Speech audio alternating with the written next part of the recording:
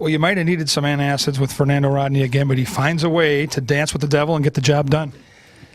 Yeah, it was a little tenuous out there. You know, I don't know. He figures out a way to get it done.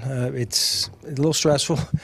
You know, Garver, we've talked about his catching improvement, but he's made some good throws this year, but I don't think he can do much better than that. I'm not sure with the pop time, but that was huge.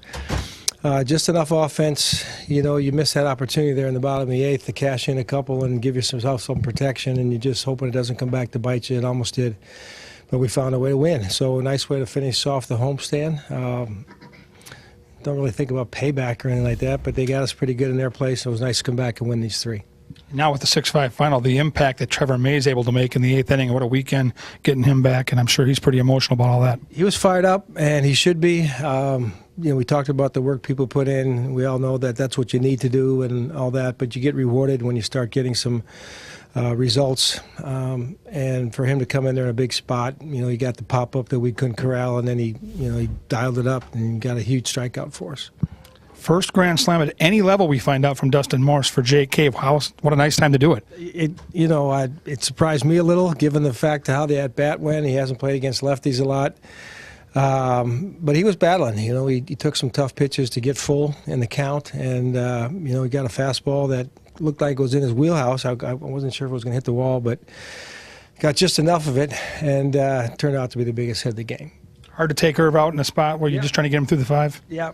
You know, especially, you know, just the history he's had here. He's been a guy that I've given a lot of rope to, and he's earned it, and he's backed it up. Little different circumstances. I talked to him a little bit about, you know, my thought process after the inning was completed. Yeah, I just kind of felt that, you know, we were at a little bit of a crossroad there. He got the fly ball to left field from Perez, but I just decided, and my gut told me we wanted to go ahead and try to get those last two outs with Moya, and thankfully he got it done.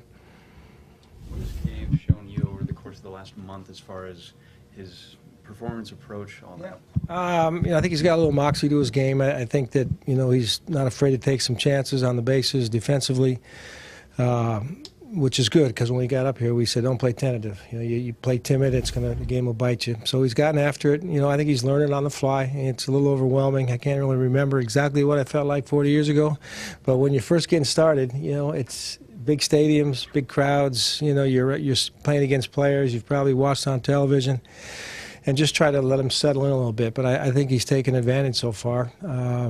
Hopefully it's a good step for him as he tries to get himself established up here.